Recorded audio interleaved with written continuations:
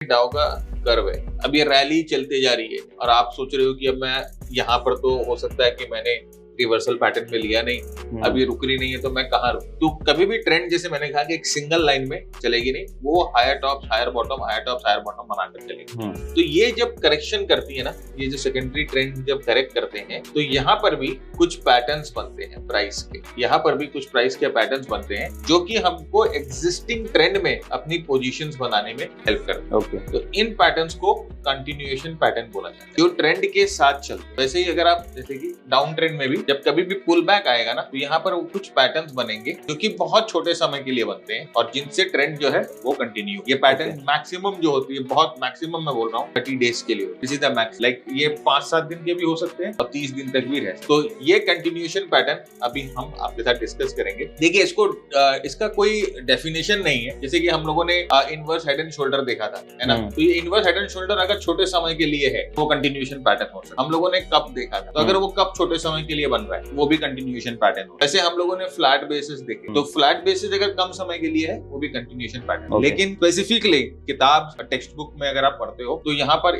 ऐसे कि ट्राइंगल्स ना, ये कंटिन्यूएशन पैटर्न में डिफाइन हो। फ्लैग्स में सुना ही होगा, फ्लैग के बारे में, ये कंटिन्यूएशन पैटर्न में डिफाइन होता है।